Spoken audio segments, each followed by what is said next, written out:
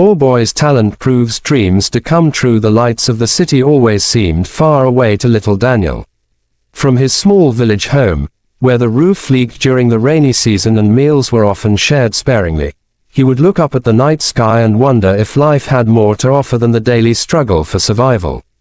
His family was poor, not just in material things but in opportunities. His father worked long hours as a tricycle driver, and his mother sold vegetables in the market. Still, Daniel carried something in his heart that could not be bought or broken: his voice. From the time he was a child, Daniel would sing to drown out the hunger. His voice was soft but powerful, filled with emotion far beyond his years. While other children played with toys, Daniel had none, so he would sit near the riverside and sing to the flowing water, imagining it carried his songs to the world beyond. His mother often wiped tears while listening. She would say, "Your voice is your gift, Anak. Maybe it will open doors that we cannot. But dreams are fragile in the harshness of poverty." Daniel's family could barely afford his school fees, let alone any training or musical instruments. He sang barefoot in the streets for coins, while classmates laughed at his torn uniform and old slippers. Some mocked him, calling him the singing beggar. Yet Daniel never stopped. Every night before sleeping, he whispered to himself, "One day, I will sing on a stage where the world will hear me." The opportunity came when a traveling audition was announced in the nearby city. It was for a popular talent show that had changed many lives. Thousands were expected to line up, all chasing the same dream. For Daniel, it felt impossible.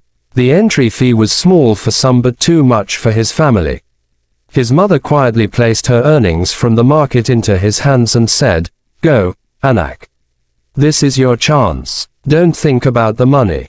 Think about your dream." The morning of the audition, Daniel wore his only decent shirt, faded but clean. The city was intimidating, full of bright lights and loud voices, and Daniel felt like a small speck in a sea of giants. Contestants arrived with expensive clothes, instruments, and confidence. Daniel had none of that. He only had his raw voice and the memory of singing to the river. When his name was called, Daniel stepped onto the stage trembling. The judges barely looked up at first. His appearance did not command attention, but the moment he opened his mouth, everything changed. The hall fell silent. His voice poured out like a story carved from pain and hope. Each note carried the weight of his struggles, each lyric sounded like a cry from his heart.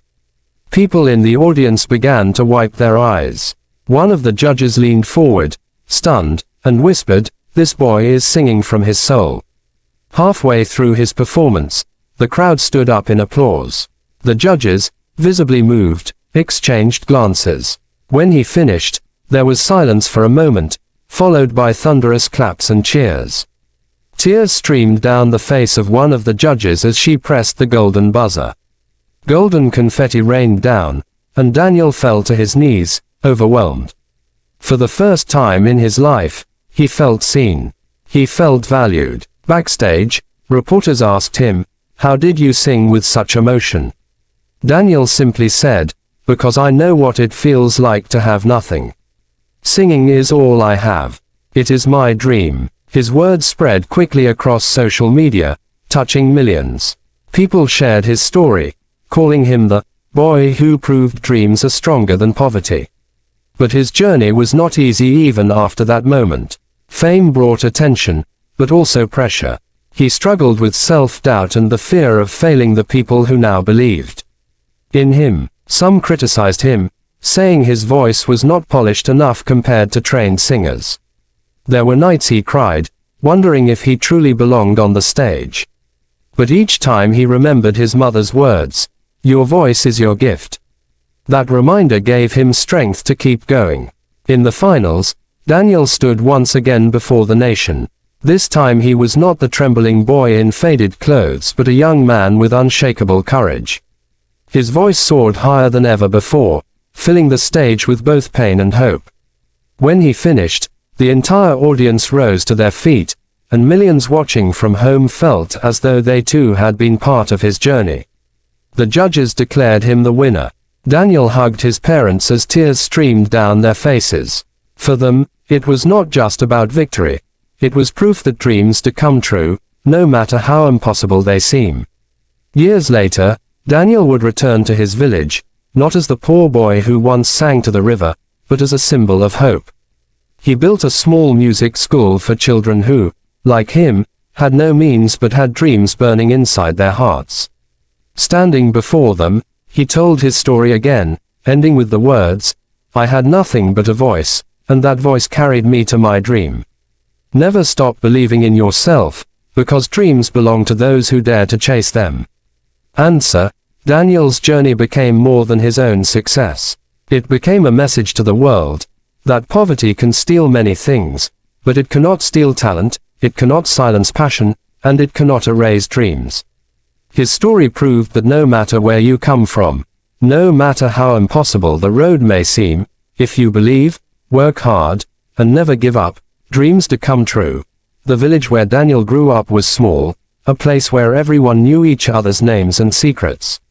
Children played barefoot on dusty streets, laughter echoing against houses patched with wood and tin. But Daniel was different. While others shouted and chased each other under the blazing sun, he sat quietly in corners, humming songs that no one had taught him. He had no radio, no guitar, and no teacher. His classroom was the open sky, and his practice came from the whispers of the wind. At night, when hunger gnawed at his stomach, Daniel would sneak outside, careful not to wake his siblings. He'd sit by the riverbank, watching the moonlight scatter across the water. He sang softly, sometimes to the stars, sometimes to the trees. In those moments, he forgot about being poor, forgot about the ridicule of classmates, and forgot about the weight his parents carried on the tired shoulders. His voice was his escape, and the river his only audience. But to Daniel, it was enough, at least for a while. Life in the village was harsh.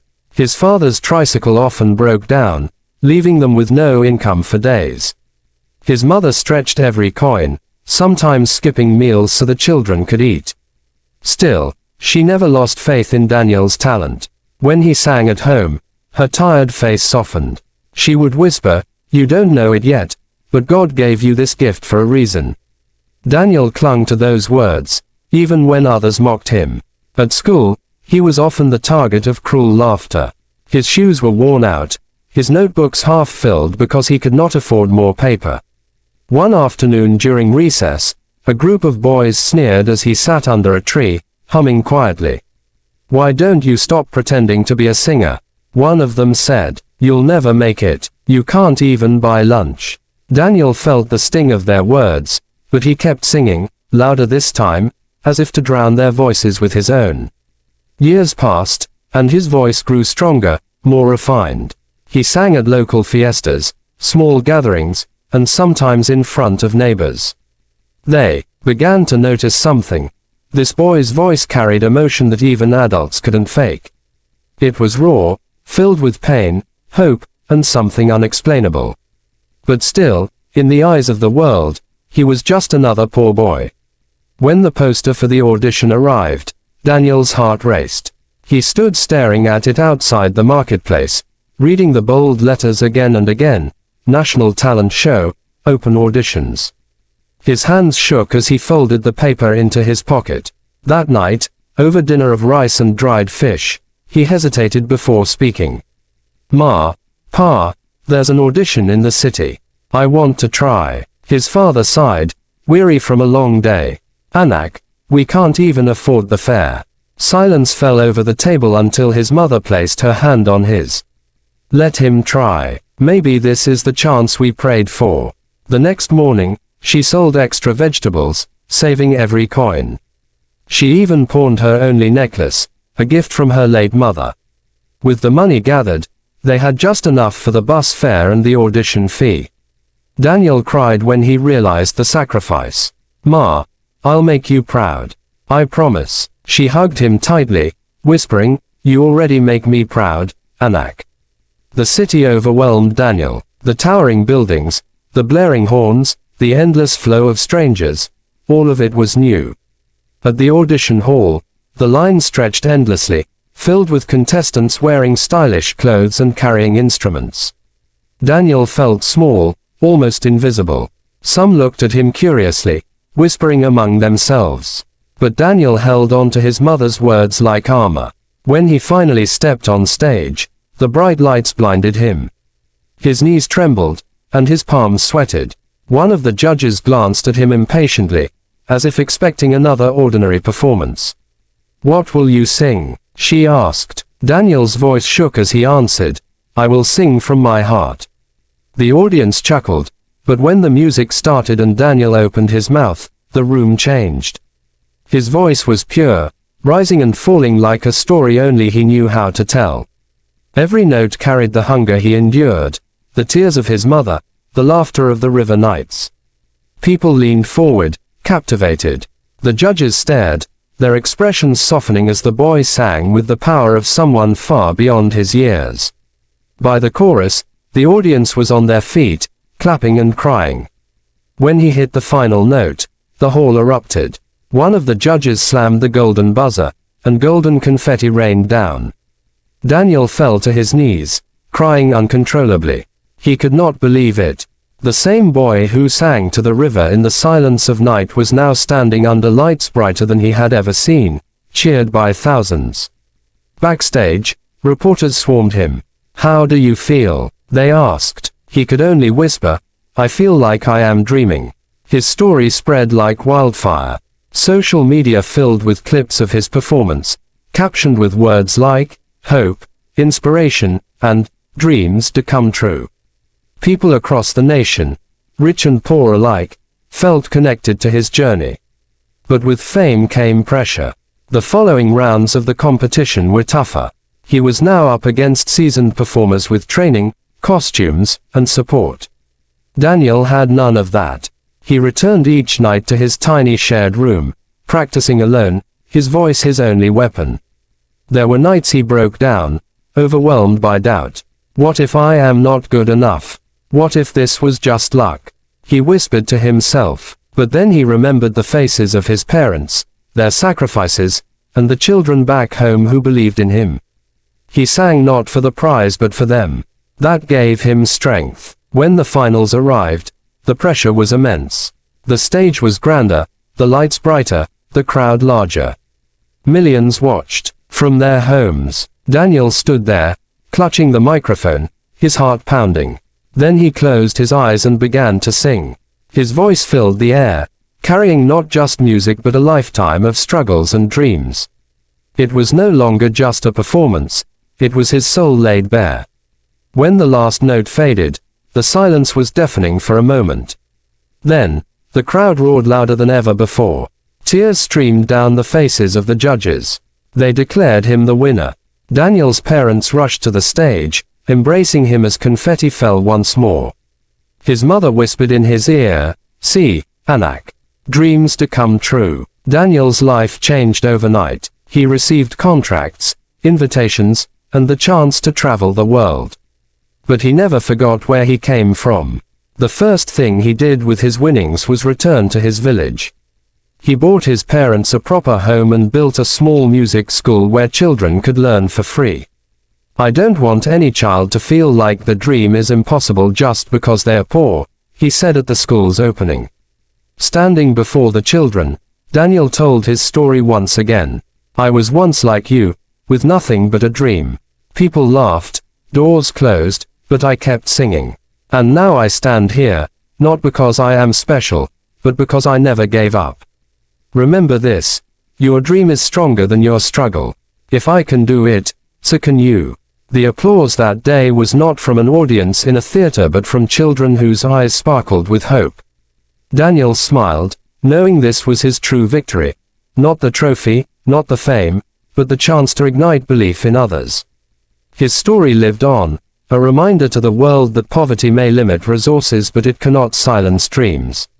His journey was proof that no matter where you begin, no matter how heavy the burden, if you have the courage to fight, the world will one day hear your voice. Answer, Daniel's name became more than that of a singer. It became a symbol that dreams are not owned by the rich or privileged. They belong to anyone brave enough to chase them. Daniel's story proves that no dream is too big, no voice too small, and no struggle too heavy when you carry hope in your heart. Truly, his talent proved that dreams do come true.